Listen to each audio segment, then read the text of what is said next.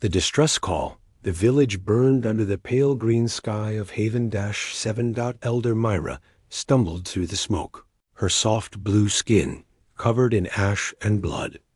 Around her, the gentle Velari people ran in terror as massive shadows moved through the flames.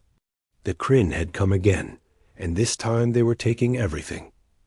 A Kryn warrior stood nearly 8 feet tall, his 4 arms carrying weapons that cracked like thunder. His armor was black metal, covered in the marks of 100 battles. He grabbed a young Velari farmer and threw him against a wall. The farmer didn't get up. "Please," Mira cried out in her high, musical voice. "We have given you everything. Take what you want and leave us in peace." The Kryn war chief turned to her. His name was Drax, and his face was a nightmare of scars and sharp teeth. "Peace?" He laughed, a sound like grinding stones. "You are prey. Prey doesn't ask for peace." Myra fell to her knees as more of her people were dragged away in chains. The Velari had no weapons. They were farmers, teachers, artists. They had never known war until the Kryn came 6 months ago. That night, in the ruins of the council chamber, Mira gathered the few survivors. Maybe 200 Velari remained from a population of 5,000. Children cried softly in the darkness. The old ones stared at nothing, their hope gone. "We must send the signal," Mira said quietly. The other elders looked at her with fear. "To them?" One whispered. "The humans?" "You know what they say about humans," another elder said, his voice shaking. "They come from a death world. A planet so violent that it should have killed them. Instead, it made them into something terrible." Myra looked at the dying children in the corner. "Then perhaps terrible is what we need." She activated the old communication array. It was designed for trading messages, not distress calls across the galaxy. But it was all they had. Mira recorded her message in the common trade language. "This is Haven-7. We are a peaceful people. We are being destroyed by raiders. We cannot fight. We have no weapons. We have no warriors. If anyone can hear this, please. We are dying. Help us." She attached their coordinates and launched the signal into the void. Then she waited to die.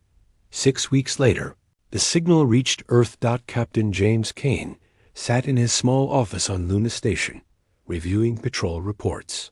He was 40 years old, with gray in his black hair and a scar that ran from his left eye to his jaw. 20 years in the military had taught him that the galaxy was a dangerous place. His computer beeped. A priority message. Kane opened it and listened to the small, alien voice begging for help. He played it 3 times. Then he walked to General Cross's office. "Absolutely not," Cross said before Kane even finished explaining. "Haven-7 is 14 light-years away. We'd be gone for 2 months minimum." "And for what? Some aliens we've never met?" "They're dying, sir. People are dying everywhere, Kane. We can't save them all." Kane stood silent for a moment. Then he said, "When I joined, you told me something. You said humanity earned its place in the galaxy by standing up when others wouldn't. Was that just words?" Cross glared at him. Then he sighed. "Fine. Take the Hellhound. 50 soldiers, no more. And Kane? Don't make me regret this." Kane assembled his team within 12 hours. Lieutenant Maya was first. She was 30, brilliant with tactics, and never backed down from a fight. Corporal Jake volunteered immediately. He loved explosions a little too much. Private Tom Rook was the youngest at 22, fresh from training, but desperate to prove himself. 50 soldiers. All volunteers. All knowing they might not come back. The Hellhound was a Reaper-class warship, sleek, black, and deadly. It carried railguns that could punch through a mountain, plasma cannons that burned at 1,000,000 degrees, and kinetic missiles that moved at a fraction of light speed. What do we know about these Kryn? Maya asked as they jumped to faster-than-light travel. Kane pulled up the intelligence files. Warrior race. Strong, aggressive, experienced. They've been raiding the outer colonies for years. They outnumber us about 20 to 1. Jake grinned from his station. I like those odds. Rook looked nervous. 20 to 1 seems bad. Kid, Jake said, they're not fighting 20 Kryn. They're fighting 20 humans. Big difference. 3 weeks later, they arrived at Haven-7. The planet was beautiful green continents, blue oceans, white clouds. But smoke rose from a dozen locations on the surface. Kane's jaw tightened. Kryn warships, Maya reported. 5 of them in orbit. And they've seen us. The communication channel crackled. A massive Kryn face appeared on screen tracks, though Kane didn't know his name yet. The alien laughed, showing rows of sharp teeth. What is this tiny ship? You dare challenge the Kryn Empire? Kane's voice was ice cold. This is Captain James Kane of the Earth Defense Force. You will leave this planet immediately, release all prisoners, and surrender for trial. You have one chance. Drax roared with laughter. You are 50. We are thousands. I will mount your skull on my... Kane cut the transmission. Sir? Maya asked. Kane stood and reached for his weapon. They had their chance. All weapons, fire at will. All teams, prepare for drop. We're going in hot. The Hellhound's railgun spoke first, and the galaxy learned a hard lesson. You don't threaten people under human protection. Asterisk. The Deathworlders descend the first Kryn. Warship exploded in a ball of white fire. Drax stared at his display screen in disbelief. One shot. The human ship had fired one railgun burst, and his largest warship was simply gone. Vaporized. 300. Kryn warriors dead in an instant. Return fire. He screamed. Destroy them. But the Hellhound was already moving. It twisted through space like a hunting predator, faster than any ship the Kryn had ever seen. Their plasma bolts cut through empty space where the human ship had been seconds before. Another railgun burst. Another Kryn ship crippled, spinning out of control. Impossible, Drax whispered. What are these humans? On the Hellhound, Kane watched the battle display with cold efficiency. 2 ships down, 3 remaining. Maya, how long until we can launch the drop? 30 seconds, sir. The landing zone is hot. At least 500 Kryn on the ground around the main Velari settlement. Good. More targets. Kane activated the ship-wide comm. All teams, listen up. We're dropping into hell. The Kryn think they're warriors. Show them what real warriors look like. Show them why Earth is called a Deathworld. 50 soldiers checked their weapons. The humans wore black armor that could stop plasma fire, helmets with tactical displays, and carried weapons that would make the Kryn look primitive. Each soldier was trained since childhood, enhanced with the best technology Earth could provide, and descended from survivors of the most dangerous planet in the galaxy. Rook's hands shook as he loaded his rifle. Jake noticed and grabbed his shoulder. First time is always scary, kid. But remember, you're human. You're the descendant of hunters who killed animals 10 times their size with sharpened sticks. You come from a world with hurricanes, earthquakes, volcanoes, and predators that evolved alongside you. The Kryn? They come from a comfortable world. They've never faced anything like us. The dropships launched. They screened through Haven-7's atmosphere like falling meteors, trailing fire. Kryn warriors on the ground looked up and raised their weapons. They had fought 100 species. They feared nothing. That was about to change. The dropships hit the ground, and the doors exploded open. 50 humans emerged into the smoke and chaos. The Kryn attacked immediately. They were massive, strong, each one carrying enough weapons for 4 arms. They outnumbered the humans 10-1 in this location alone. They lasted 90 seconds. Kane moved like death itself. His rifle fired in controlled bursts 3 shots, 3 Kryn dead. He didn't waste movement. Every step had purpose. Every shot found its target. A Kryn warrior charged him with a massive blade. Kane sidestepped, too fast for the alien's eyes to follow, and put 2 rounds through the warrior's skull. Maya directed fire from cover, her tactical mind working faster than any computer. Jake, building on the left, 12 hostiles. Rook, suppressing fire on that ridge. Jake grinned and pulled out 3 grenades. Say goodbye to that building. The explosion shook the ground. The building collapsed, taking the Kryn inside with it. Rook was terrified, but his training took over. He fired, moved, fired again. A Kryn warrior swung at him with a massive club. Rook ducked, his reflexes honed on a high gravity world, making him faster than the alien could comprehend, and shot the Kryn 3 times in the chest. The Kryn began to realize something terrible. These humans didn't fight like any species they'd encountered. They didn't charge stupidly. They didn't panic. They moved like a single organism, covering each other, communicating in rapid bursts of their harsh language. And they were so fast. So impossibly fast. A Kryn officer tried to rally his troops. They are only 50. We are 500. Kill them. But the humans weren't just soldiers. They were predators. And the Kryn had just discovered they were prey. Kane saw a group of Velari prisoners huddled in a cage. 2 Kryn guards stood nearby. Kane's voice was ice. Maya, prisoners at 3 o'clock. I see them. Jake, Rook, with me.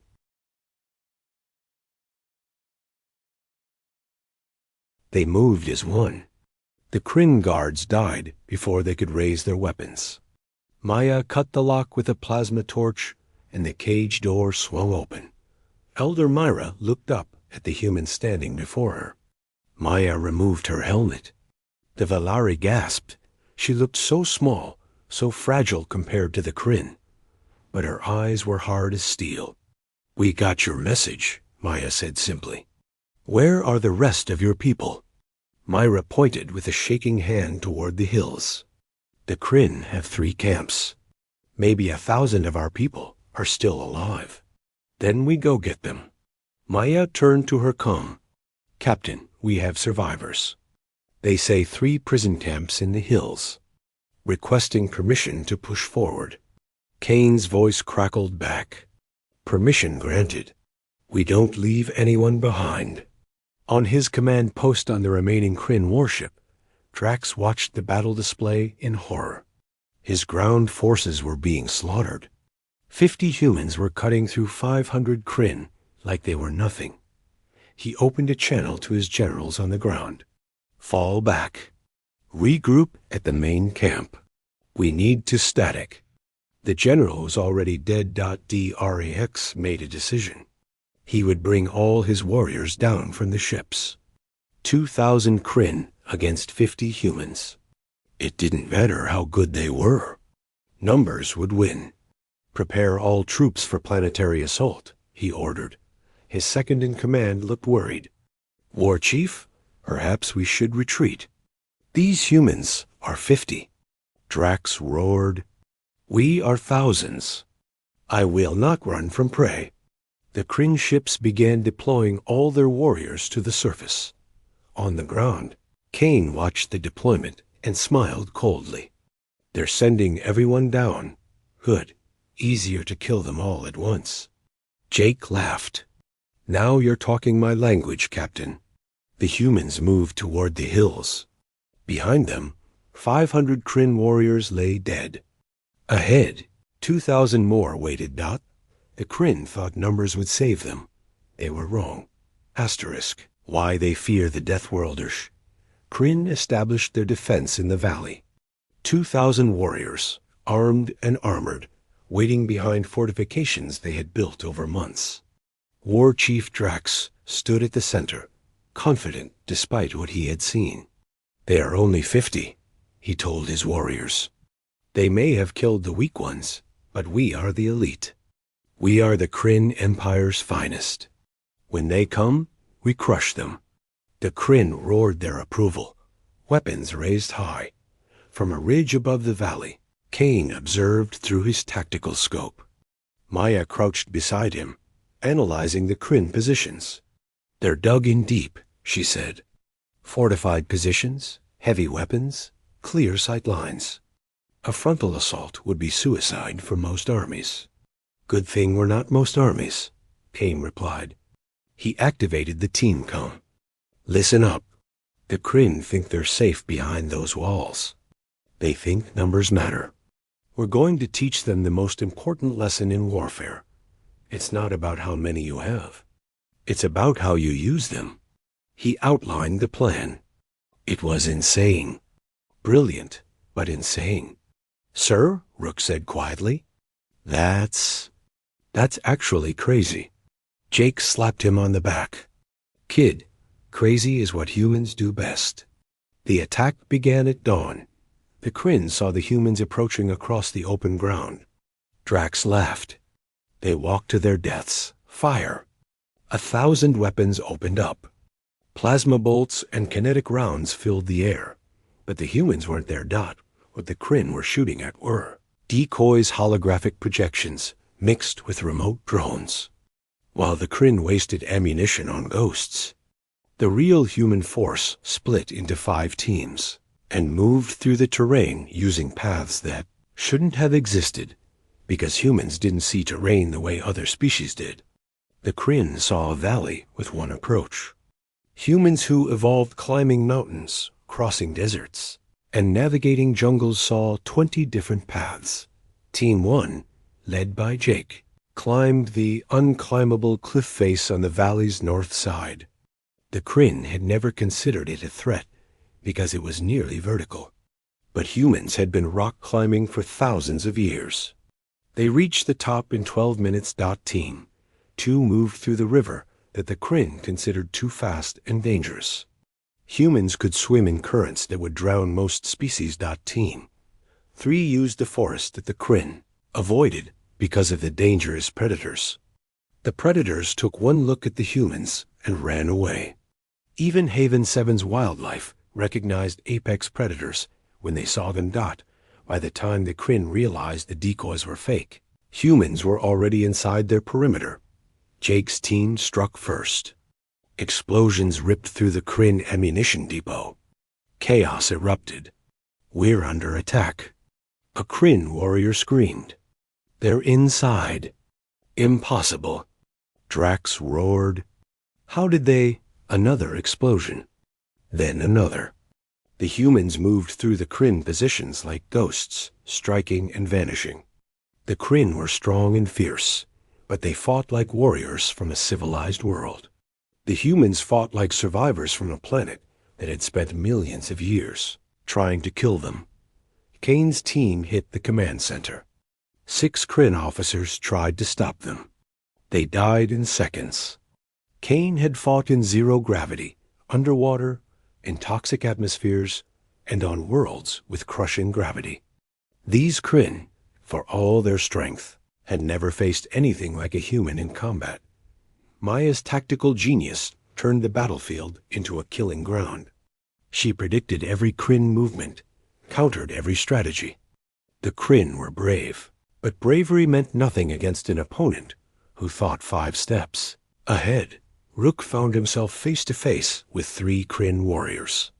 His fear vanished, replaced by the cold focus his instructors had drilled into him. He wasn't stronger than them, but he was faster, smarter, and his ancestors had survived saber-toothed tigers and ice ages. 3 Kryn warriors became 3 bodies. The battle lasted 2 hours. When it ended, the valley was silent except for the moans of wounded Kryn. Drax stumbled through the ruins of his camp, bleeding from a dozen wounds. He couldn't believe it. 2,000 warriors. Destroyed by 50 humans. Kane found him trying to reach a communication console. "Calling for help?" Kane asked, His rifle aimed at the war chief's head. Drax turned, his face a mask of disbelief and rage. "What are you? No species fights like this. No species is this deadly." "We're humans," Kane said simply. "We come from Earth, a world with predators that hunted us. Weather that tried to freeze us, burn us, drown us. Diseases that killed millions. Disasters that wiped out civilizations. Our planet spent 4 billion years trying to kill us. Instead, it made us stronger." He stepped closer. "You picked on a peaceful species. You thought being strong meant you could take whatever you wanted.